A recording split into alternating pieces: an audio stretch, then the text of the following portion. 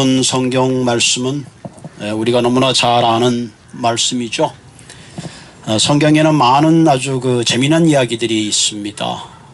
다윗과 골리앗의 이야기, 생각만 해도 익사잉하죠. 하나님이 함께한 다윗이 거대한 골리앗을 물맷돌로 쓰러뜨린 이야기입니다. 우리 또 삼손과 데릴라, 나귀 턱뼈 하나로 수천 명을 이길 수 있던 그런 삼손과 데릴라의 이야기. 또 흥미진진한 얘기 가운데 하나가 우리가 요셉의 이야기죠. 노예로 팔려갔던 요셉이 국무총리가 되는 그야말로 역전적인 그런 인생의 스토리들이 있습니다.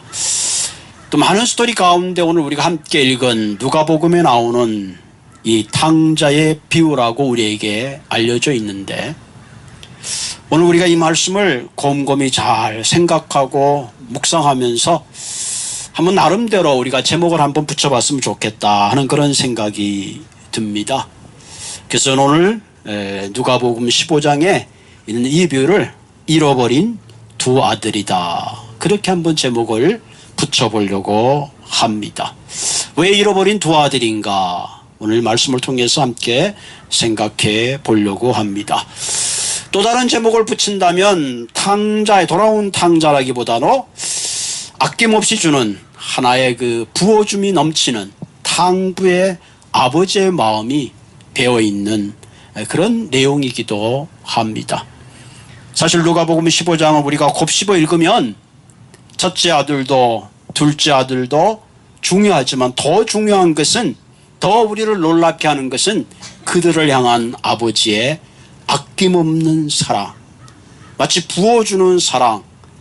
어떻게 보면 하늘 아버지의 마음을 우리가 가장 잘 느낄 수 있고 엿볼 수 있는 내용이 사실 누가복음 15장에 있는 내용입니다. 여러분, 탕자라는 말은 프로디걸이라 그런 말을 쓰죠. 이거는 아낌없이 주는 사랑인데, 원래 본뜻은 무모할 정도로 씀씀이가 해프다, 지나칠 정도로 해프다 하는 거죠. 그런 의미에서 사실 누가복음 15장은 하나님이 우리를 향하신 그 사랑은 마치 마치 허비하는 듯한, 너무 씀씀이가 해플 정도의 엄청난 사랑을 쏟아 부어 줍니다. 그래서 첫째 아들도 둘째 아들도 그 아버지의 놀라운 사랑 가운데 초대하고 들어가는 그야말로 굉장한 스토리입니다. 오늘 이 잃어버린 두 아들의 비유를 우리가 이해하기 위해서는 이 예수님께서 말씀하고 있는 말씀의 대상이 누구인가 하는 배경이 참 중요합니다. 그래서 오늘 누가복음에 보면 이렇게 말하고 있죠. 모든 세리와 죄인들이 말씀을 들어 가까이 오니. 그러니까 세리와 죄인들이 예수님의 말씀을 들으려고 가까이 모여 들었습니다. 자, 근데 거기에 보니까 바리새인과 서기관들도 예수님에 가까이 있었는데, 서기관들이 수군거려 이르되 이 사람이 죄인을 영접하고 음식을 같이 먹는다 하더라. 지금 그렇게 예수님께 말하는 거죠. 자, 세리와 죄인들이 있고 바리새인과 서기관들이 있는데, 바리새인과 서기관들이 화를 내면서 예수님, 아니 저 사람들하고 같이 식사를 하신다는 게 말이 됩니까? 빨리 쫓아 버리셔야죠. 사실 그렇게 얘기하는 거죠.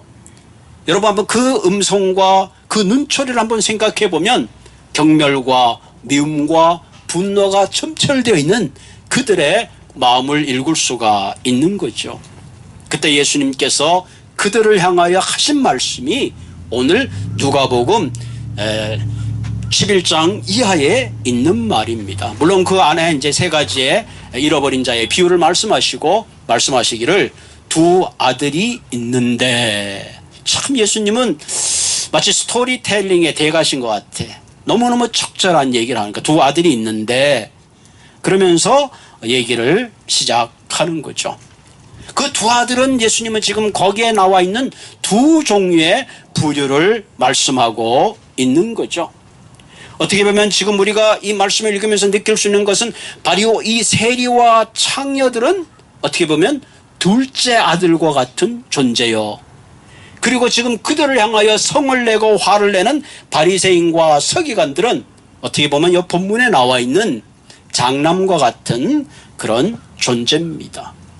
우리가 본문을 읽어서 알지만 그 첫째 아들은 어떻게 보면 도덕적으로 흠이 많고 전통과 윤리와 거리가 먼, 다시 말하면 가정을 버리고 떠나버린 허랑방탕한 그런 존재입니다. 많은 사람들에게 손가락질 받아야 지극히 당연한 그런 아들이죠. 대신에 이 장남인 맏아들은 뭐예요? 가정을 지키고 도덕과 윤리 가운데 전통을 수호하고 아버지의 말을 잘 듣는 굉장히 종교적이고 충실한 사람입니다. 여러분 가만히 생각하면 그 당시 예수님에게 가장 가까이, 자연스럽게 가까이 갔던 사람이 누구겠는가? 불행하게도 그 당시에 세리와 창녀들이요, 병든 사람이요, 아픈 사람이요, 절름발이요, 세상에서 주목받지 못했던 사람들은 예수님께 가까이 갔습니다. 그런데 이 모습을 제일 못마땅하게 생각하는 사람이 있었는데 그 사람들이 바로 바리새인과 서기관들이었습니다.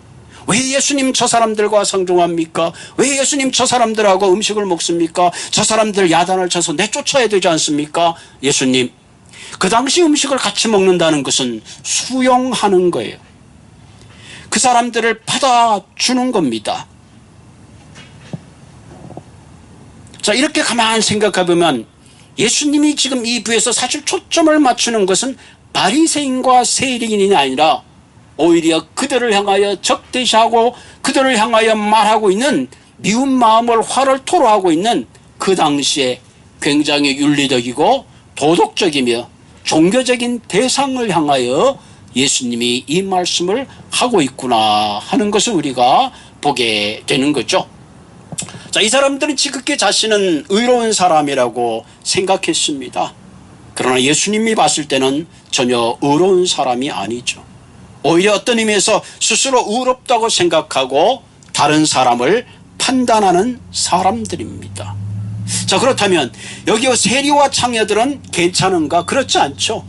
어떻게 보면 종교적 관습에서 봤을 때는 역시 이들도 역시 하나님이 봤을 때는 마음에 들지 않는 그런 사람들입니다. 그런 입장에서 생각해 보면 아버지의 입장에서는 집을 박차고 떠나간 둘째 아들도 여전히 집에 있지만 도덕적이고 형식적인 종교에 사로잡힌 그 아들도 역시 아버지의 품을 떠나 잘못된 길로 가고 있는, 롱웨이로 가고 있는 동일한 아들이다 하는 것을 우리가 보게 됩니다.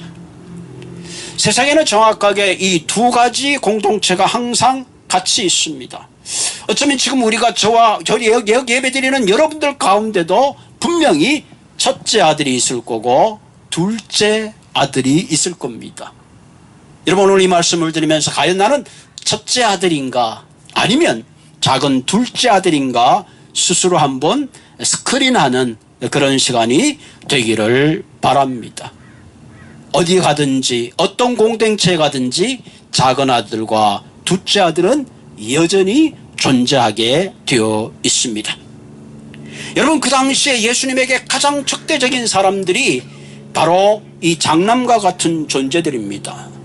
종교적인 지도자리나 바리새인과 서기관과 대제사장들이 예수님에게 대해서는 가장 적대적이었지만 어떻게 보면 가장 종교적이고 가장 율법적이고 어떻게 보면 가장 많은 사람들을 위하여 구제를 하고 금식을 하고 기도했던 사람들이라는 것은 굉장히 아이러니한 사건인 것을 우리가 보게 되죠.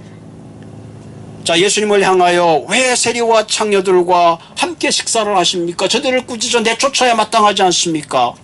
그래서 세상이 팔려가지고 뭔가 제대로 정의가 서는 게 아닙니까? 라고 말하는 그들을 향하여 예수님의 대답은 이렇게 대답합니다. 세리들과 창녀들이 너희보다 먼저 하나님 나라에 들어가리라. 여러분 한번 생각해 보세요. 이 말을 들은 그들의 심정은 오직했겠습니까? 분노가 아니라 적대를 넘어섰을 것입니다. 그 후로부터는 예수님은 이제 우리의 원수라고 아마 그들은 마음의 결단을 내리고 말았을 겁니다.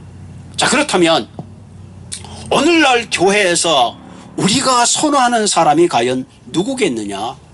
전통과 윤리를 벗어나 종교적이 못하고 허랑방탕하고 집을 뛰쳐나간 그런 아들인가? 아니면 주일 예배를 잘 드리고 11조를 잘하고 봉사하고 잘 섬기는 가장 종교적이고 모범적인 맏형인가? 우리가 환영하는 사람들은 과연 어떤 사람인가 하는 겁니다. 물어볼 것도 없죠. 목사님, 질문할 것도 없습니다. 우리가 원하는 공동체는 둘째 아들이 아니라 첫째 아들과 같은 사람입니다. 분명히 그렇게 대답할 것입니다. 다시 말하면 오늘 우리가 여기 앉아서 이 말씀을 읽으면서 우리가 들어야 될 얘기는 바로 첫째 아들의 마음으로 이 얘기를 들어야 된다 하는 얘기입니다. 제가 얘기했죠. 여기는 첫째 아들도 있고 막내도 있고 장남도 있다면 분명히 장남이 들어야 될 얘기를 듣게 되실 거고, 또 둘째는 집 올라간 아들은 둘째의 이야기를 동시에 함께 들어야 될 줄로 믿습니다. 그런 의미에서 누가복음 15장은 바로 오늘 이 시대에 저와 여러분들 교회를 향하신 하나님의 중요한 메시지다 하는 것을 우리가 보게 됩니다. 그래서 오늘 이야기는 첫 번째 이야기는 잃어버린 둘째 아들의 이야기고, 두 번째 스토리는 잃어버린 장남의 이야기고, 맨 마지막 스토리는 첫째 아들과 둘째 아들 잃어버린 그들을 향하신 아버지의 놀라운 사랑의 부어줌으로 1막과 2막과 3막으로 나누어져 있습니다. 자, 그럼 둘째 아들을 살펴볼까요? 둘째 아들은 12절에 보면 아버지여, 내게 돌아올 재산이 있다면 미리 내게 주십시오. 당시 그 유대 사회에서 아버지가 죽으면 재산의 3분의 2는 장남을 주고 3분의 1은 둘째로 돌아갑니다. 우리 한국에서 그렇지 재산 분배라는 게 요즘은 뭐 많이 또 돌아가시기 전에도 위를 통해서 나눠주기도 합니다만, 그 당시는 반드시 재산이라는 것은 아버지가 돌아가신 후에 분배하게 되어 있습니다. 그러면 아버지, 내게 돌아올 재산을 미리 달라는 말은 무슨 얘기예요? 아버지, 죄송하지만 일찍 돌아가세요 하는 말과 사실은 동일한 말입니다. 자, 이 둘째 아들은 아버지는 안중에 없어요. 뭐에 있어요? 내게 받을 재산에 관심이 많습니다. 한마디로 우리가 이런 말을 하죠. 제사에는 뜻이 없고 제밥에만 뜻이 있다. 이제 아버지의 존재가 거추장스러웠어요. 더 이상 기다릴 수도 없었어요.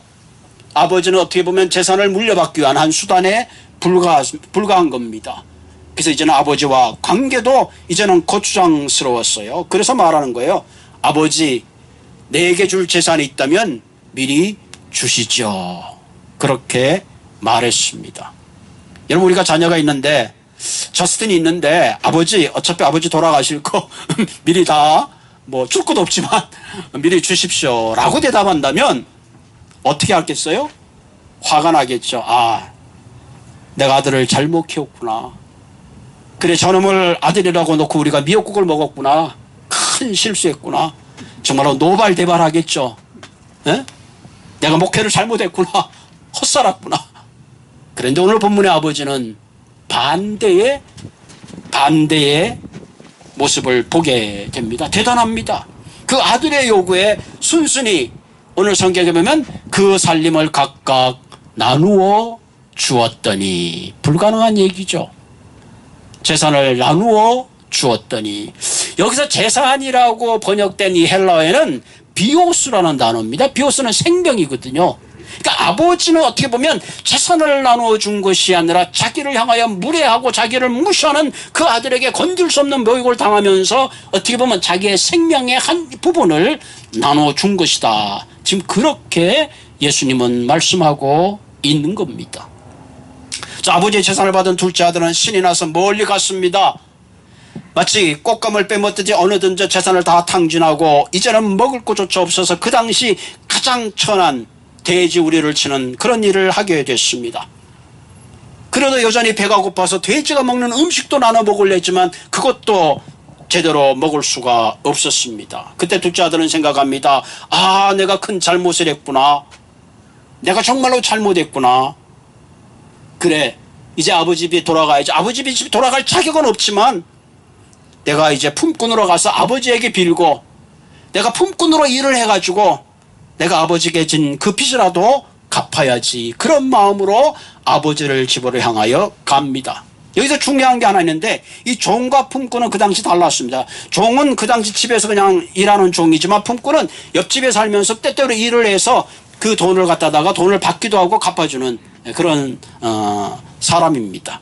자, 둘째 아들은 생각이 기특했어요. 아, 내가 너무 큰 빚을 졌구나. 내 아버지 빚을 갚아야지. 내가 품꾼으로 일해서 내가 뼈가 빠지더라도 내가 그동안 탕진한 재산에 대해서 아버지에게 보상을 해야지. 이제 그런 생각으로 무거운 발걸음으로 집을 향하여 갑니다.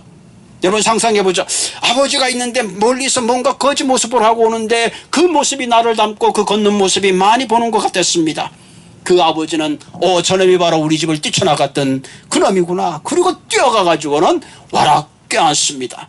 그리고 입을 맞춥니다. 둘째 아들이 오히려 아버지보다 더 놀랍니다. 아버지! 왜? 내가 돌아가면 아버지는 몽댕이를 들고 쫓아올 줄 알았던데 그 아버지가 나를 따라 뛰어와가지고 그 내 입을 막아가면서 안고 그리고 얼마나 세게 안는지 믿자. 아버지, 저는 아버지께 돌아왔는데 이제 아들이 아니고 아니야 그 말을 하려고 하는데 아버지는 듣지를 않습니다. 종에게 제일 좋은 옷을 가지고 와라. 그리고 그 제일 좋은 옷은 뭐예요? 그 아버지 옷입니다. 손에 가락지를 끼워라. 그리고 새 신발을 신겨 주어라. 둘째 아들은 아버지께 돌아와서 품꾼으로 평생 동안 빚진 자로 살려고 했는데 아버지는 그것을 기다릴 수가 없었습니다. 너는 지금부터 내 아들이다. 너희 과거는 내가 묻지 않겠다. 살찐 송아지를 잡아라. 큰 잔치를 벌립니다. 내 아들이 돌아왔다. 내 아들이 돌아왔다. 여기서 우리는 하늘 아버지의 마음을 보게 되는 겁니다. 우리가 아버지라 부르는 하늘의 아버지가 이와 같은 마음입니다. 우리를 향하신 용서와 사랑은 한이 없습니다. 우리의 모든 죄와 허물을 이미 다 용서하시고 맞아줄 준비를 하고 계시는 분입니다. 내가 어떤 사람이었든지 어떤 과거가 있든지 어떤 허물이 있든지 어떤 큰 잘못을 했든지 상관하지 않습니다. 내 아들아, 내 아들아, 잘 돌아왔다, 잘 돌아왔다. 너는 내 아들이다. 멀리서 일을 하고 돌아오는 아들이, 첫째 아들이 자기네 집에 큰 잔치가 벌어진 것을 보고 도대체 무슨 영문인지 알 수가 없었습니다. 아버지 생일도 지나갔고 뭐 딱히 큰 일이 없는데 왜 갑자기 잔치 소리가 들리는 걸까? 알고 봤더니 둘째 자기의 동생이 돌아왔다는 겁니다. 돌아왔다는 겁니다. 얼마나 화가 났는지 모릅니다. 마음으로부터 분노가 끌어올랐습니다. 아버지를 만나자마자 동생에게 눈길 하나 주지 않으면서 아버지, 더 이상 아버지란 말도 하지 않아요. 당신이 내게 이러실 수 있습니까? 저놈은 재산을 다 탕진하고 오는데 살찐 송아지를 잡아서 극진하게 주더니 아버지 생각해보세요. 저에게는 염소 새끼 한 마리도 잡아준 적이 있습니까? 저놈은 아버지의 재산 3분의 1을 다 탕진하고 돌아왔습니다. 아버지가 죽기를 바랐던 아들입니다. 아버지, 저에게 이러시면 안 됩니다. 그러면서 한마디로 아버지를 향하여 진노하고 화가 난 겁니다. 모든 사람 앞에 어떻게 보면 아버지의 명예와 권위를 실추시킵니다. 자, 이런 성향 속에 아버지는 뭐라고 큰아들을 야단치겠죠. 나 임마 정신 차려, 동생이 돌아왔는데. 그렇게 말하는 것이 아니라 이렇게 말하죠. 아들아, 너는 항상 나와 함께 있지 않았느냐? 내 것이 다 내 것이 아니냐? 동생은 죽었다가 잃었다가 다시 돌아오지 않았니? 아들아, 들어가자. 이 기쁨을 함께 누리자. 자, 이 대목까지 여러분 생각해 보세요. 과연 큰아들이 들어갔겠는가, 안 들어갔겠는가? 아버지는 이 잃어버린 네 동생이 돌아왔으니까 함께 기뻐하는 것이 마땅하다고 생각했지만 큰아들은 한 번도 털끝 많고도 마땅하다고 생각하지 않았습니다. 여기에 우리의 고민이 있습니다. 아버지, 둘 중에 하나를 선택하세요. 끝까지 버티었겠는가?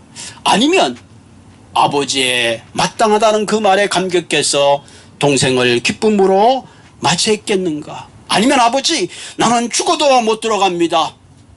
쟤는 더 이상 내 동생이 아닙니다. 아버지, 전 그러시려면 차라리 저는 집을 나가겠습니다. 과연 큰아들은 무엇을 선택했을까요?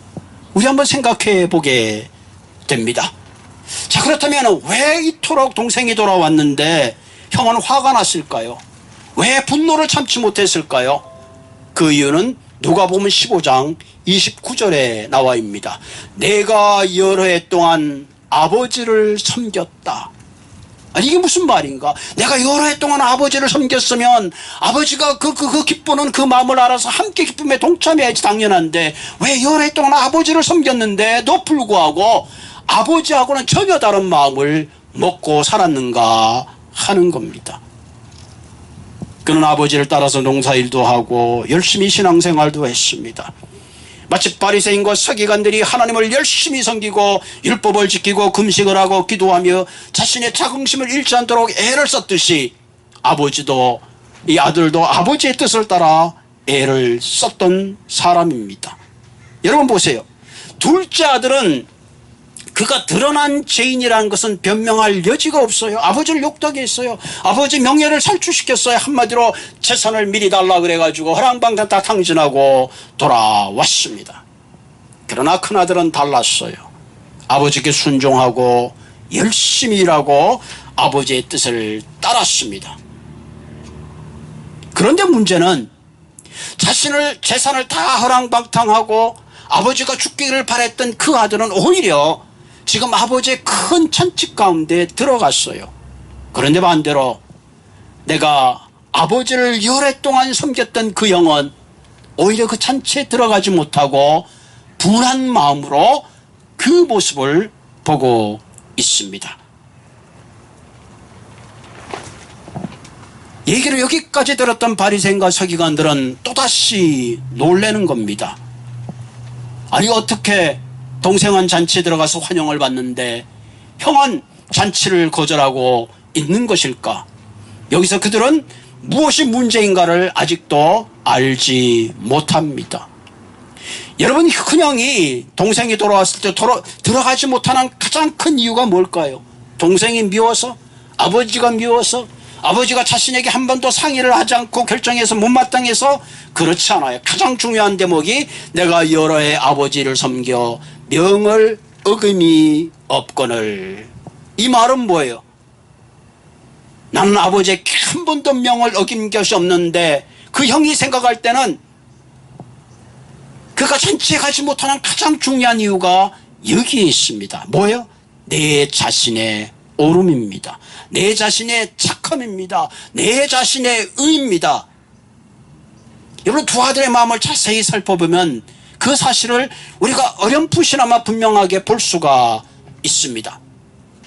여러분, 동생은 아버지의 재산을 탐을 내서 용기를 가지고 아버지 줄 것 미리 주십시오 하고 뛰쳐나갔다면 형의 마음도 어쩌면 동생과 동일했습니다. 그러면서 불구하고 그는 아버지 앞에서 있으면서 그가 요구했던 것은 무엇일까요?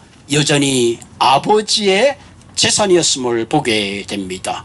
그 사실은 내게 염소 새끼조차 주지 않았다는 거예요. 그가 아버지에게 열심히 일을 하고 애를 썼고 그 모든 것은 아버지를 향한 보상의 심리로 가득 차 있었어요. 그런데 아버지가 자기가 수고한 것에 대한 보상이 하나도 없었어요. 거기에 마음에 불일 듯 분노가 일어났습니다. 어떻게 보면 집을 떠난 탕자나 집에 있었던 당남이나 그 마음의 본심은 똑같았어요. 다만 방법이 달랐습니다.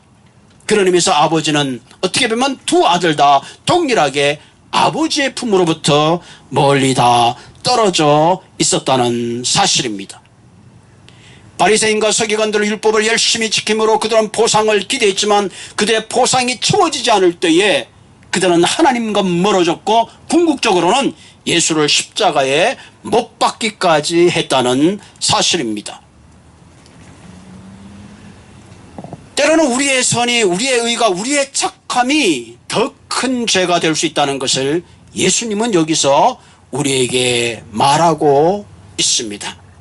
보통 우리가 생각하는 죄라는 것은 보통 십계명에 나오는 우상하지 말라, 간음하지 말라, 살인하지 말라, 도둑질하지 말라, 속이지 말라, 이런 개념의 죄를 생각하고 있지만 오늘 예수님은 그것보다 훨씬 더 깊은 내면에 숨어있는 그것을 말씀하고 있습니다. 지금 큰아들은 아버지에게 당당히 말할 권리가 있습니다. 왜? 나는 아버지의 명을 어긴 적이 없기 때문에, 아버지는 역시 내가 아버지 명령을 어긴 적이 없듯이 당신도 내게 아무것도 어길 것이 없이 내게 주어야 마땅할 것을 주어야 되지 않습니까? 라고 말하고 있는 겁니다. 어떻게 보면 우리가 신앙생활하고는 우리의 대부분의 마음속에나 이런 마음이 있는지 몰라요. 내가 열심히 신앙생활하고 착하고 말씀대로 열심히 살았으면 내게 좋은 일이 생겨야 돼 당연한데, 생각지 않는 일이 일어날 때 우리는 하나님 내게 이러실 수가 있습니까? 라고 하나님의 권위에 도전하게 된다는 사실입니다. 형에게도 아버지를 기쁘게 할 수 있는 기회가 있었어요. 아버지는 말합니다. 넌 항상 나와 같이 있지 않았니? 내 것이 다 내 것이 아니냐? 그때 형은 아버지, 내가 참 바보처럼 살았군요. 내가 품꾼처럼 살았군요. 내가 아버지의 마음을 헤아리지 못했네요. 그리고 잔치에 들어갔더라면 얼마나 좋을까. 해피엔딩으로 끝났겠죠. 그러나 큰아들은 끝까지 거부하는 그런 것을 보게 됩니다. 둘째 아들이 신분이 회복되게 된다면 자기 재산이 또 없어집니다. 아버지를 강하게 비난합니다. 다시 한번 우리가 하나님을 내가 순종함으로 하나님을 컨트롤하려고 한다면 그것은 나의 선함이, 나의 의가 하나님을 이용하는 또 다른 수단의 엄청난 죄라는 사실을 우리는 여기서 보게 됩니다. 흔히들 우리가 하나님 앞에 땡깡을 두죠. 하나님 이거 안 들어주시면 나 금식 들어갑니다. 철회합니다. 심지어는 하늘의 보좌를 움직여야 되겠다고 하나님 앞에 챌린지할 때가 얼마나 많은지 모릅니다. 어떻게 보면 오늘날 기독교가 다시 한번 우리는 이 탕자의 비유 속에서 우리 마음속에 있는 마다들과 같은 그 엄청난 미움과 분노를 볼 수 있어야 한다는 사실입니다. 여러분, 우리가 영화 피터 셰퍼의 희곡인 아마데우스라는 영화를 우리가 기억하죠.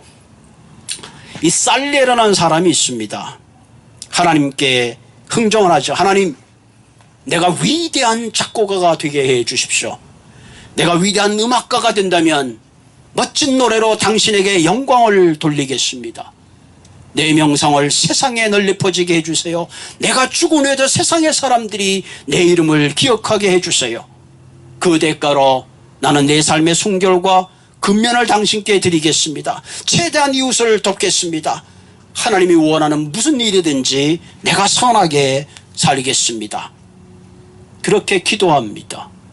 하나님, 병을 고쳐주시면, 아들이 대학을 가면, 하나님이 사업이 잘 되면 동일하게 흥정하는 거죠. 살리에는 열심히 기도했던 대로 이웃을 위해서 좋은 일을 합니다. 가난한 아이들에게 무료로 음악도 가르칩니다. 재능도 인정받고 그의 명성은 점점 더 높아갑니다. 그래, 내가 하나님과 거래하기를 잘했어. 그런데 문제가 발생했습니다. 음악성이 뛰어난 모차르트가 등장합니다. 한 번 들으면 악보가 그대로 나오고 무한한 창작으로 한순간에 모든 이들의 주목을 받게 됩니다. 한마디로 하나님이 부여한 특별한 재능을 가지고 태어났습니다. 여러분, 모차르트의 중간 이름이 아마데우스입니다. 이 뜻은 하나님께 사랑을 받는다는 뜻이에요. 그런데 문제는 이 모차르트는 방종한 삶을 삽니다. 모차르트는 하나님께 받은 특별한 재능이 있음에도 불구하고 해프게 하는 모습을 보면서 살리에는 마음에 분노를 느낍니다. 하나님, 이해할 수 없습니다. 나는 이 음악적 재능을 위해서 내 욕망을 버리고 의로운 삶을 살기 위해서 얼마나 애를 썼는데 모차르트는 약혼녀가 있음에도 불구하고 방종을 일삼는데 하나님, 왜 어떻게 된 겁니까? 결국 살리에는 하나님을 이제 적으로 만들고 결심합니다. 모차르트를 시기와 질투하기 시작합니다. 모든 원한과 증오와 절망의 하신이 되어 모차르트를 죽겠다는 죄책감에 자신이 스스로 자결하기로 결심하게 됩니다. 여러분, 이 대목에서 우리는 살레트가 부지런히 자선의 힘을 쏟고 가난한 사람을 위해서 힘을 다했지만 그 궁극적인 모티베이션은 자신의 명성에, 자신의 의에 있었다는 사실입니다. 모차르트 그자가 나타나는 순간부터 나는 나 자신이 싫어졌습니다. 오늘 본문에 나오는 이 형은 동생이 나타나는 순간부터 형은 자신이 싫어졌습니다. 예수님이 나타나는 그 순간부터 바리새인과 서기관들은 그들 자신이 싫어졌습니다. 왜? 하나님의 보상을 위해서 애를 썼는데 예수님이란 분이 오시더니 그것이 아니고 세리와 창녀를 가까이 하며 오른손이 하는 것을 왼손이 모르게 하라고, 기도하라면 골방에 들어가서 하라고 그러고 금식할 때는 얼굴에 화장을 하고 하라는 이 말이 그들에게는 분노를 사게 했던 것입니다. 그래서 살레르는 나중에 모차르트보다 더 큰 악을 저지르게 되고, 오히려 모차르트보다 살레르는 오히려 하나님과 더 먼 곳으로 떨어지고 말았습니다. 결국은 동생보다 형이 아버지로부터 더 멀리 가버리고 만 것입니다. 사실 탕자의 비유에는 오늘 이것을 우리가 깨달아야 합니다. 본문을 엇빗 읽을 때는 형이 동생보다 낫다고 생각하지만 더 자세히 보면 그 형은 동생보다 더 낫지 못할 수도 있습니다. 여러분, 이것이 중요합니다. 이쁜 꽃일수록 그 꽃이 지고 나면 더 냄새가 나고 볼품이 없듯이 가장 자신의 의의 정점에 서 있던 사람이 타락하면 가장 하나님으로부터 멀어질 수 있다는 사실입니다. 우리의 마음속에 재판장이신 하나님이 우리 위에 올라가지 않고 내가 재판장의 자리에 올라가는 순간 우리는 그 안에서 하나님의 모든 권위를 잃어버리게 되는 것입니다. 그렇게 생각했을 때에 둘째 아들이나 첫째 아들이나 동일하게 그들은 잘못된 길을 향하여 달려가고 있습니다. 그럼 해결할 길은 없는가? 여기에 중요한 포인트가 있죠. 예수님은 선인과 악인에게 동일한 단비를 내리십니다.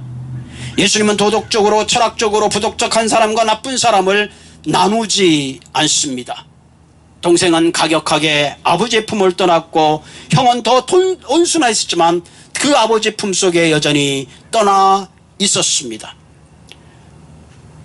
마음은 같았지만 방법은 틀렸도 동일했습니다. 그런데 아버지는 이 두 아들을 여전히 사랑하고 잔치에 초대하고 있습니다.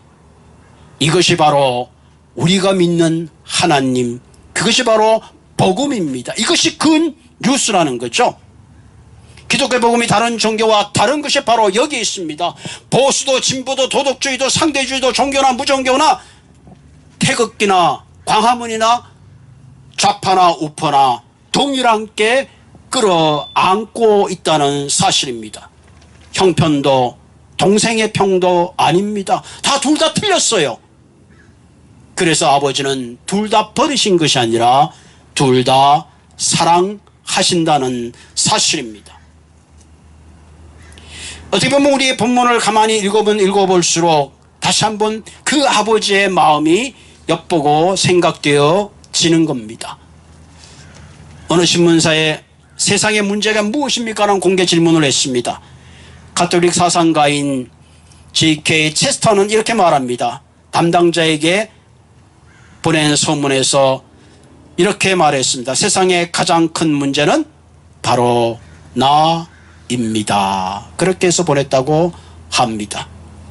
여러분은 이 말씀을 들으면서 나는 동생인가 아니면 형인가, 내가 이때까지 형처럼 살았다면 동생보다 정말로 나은 것인가, 우리도 여전히 아버지의 품을 떠나버려 잃어버린 적은 없는가, 그럼에도 불구하고 여전히 너는 내 아들이라고 내 딸이라고 선포하는 그것이 바로 복음이라는 사실입니다. 그래서 오늘 이 말씀을 생각하면서 다음 주에는 정말로 창조의 아버지, 이와 같은 동생과 아들을 향하신 하나님의 사랑이 얼마나 굉장한가 하는 말씀을 함께 나누도록 하겠습니다. 기도하겠습니다. 오 하나님, 꼭꼭 숨겨놓았던 마음의 분노가 동생이 찾아 들어가는 순간에 아버지를 향하여 인색한 마음을 드러내며 당연히 보상받아야 될 것을 보상해 주지 않은 아버지를 향하여 분노했던 마음처럼 우리가 신앙생활 하면서도 때로는 품꿈처럼 때로는 큰아들처럼 뭔가 보상을 위한, 뒤를 위한 아버지 그 큰 사랑 가운데 머물지 못하는 우리들의 마음을 주님 내어 놓습니다. 때로는 세리와 창녀를 향하여 경멸의 눈을 가지고 있지만 사실은 그들보다 더 큰 악 가운데 머무는 자신을 발견하지 못할 때가 참 많이 있습니다. 오 하나님, 오늘 우리가 믿는 기독교라는 종교가 때로는 큰아들처럼 때로는 둘째 아들처럼 동일하게 잘못된 길을 갈 때가 얼마나 많은지 모릅니다. 다시 한번 우리가 이 말씀을 곱씹으면서 우리를 향하여 말할 수 없이 다가오시는 주님과 함께 있는 내 것이 다 주님 것이라는 분명한 넉넉함 가운데 살아가는 저희들 되게 하여 주옵소서. 내가 이만큼 했으니 당신이 이만큼 해야 된다는 조건부의 신앙생활이 아니라 내게 한없이 부어주시는 그 사랑에 감격해서 내가 아무것도 없지만 내 것이다, 내 것이라는 그 아버지 앞에 부유한 가운데 세리든 창녀든 나누는 것이 아니라 보수와 진보를 나누는 것이 아니라 함께 어우려 주님의 복음 안에 잔치할 수 있는 그런 넉넉함도 허락하여 주시옵소서. 나사렛 예수님의 이름으로 감사하며 기도드리옵나이다. 아멘.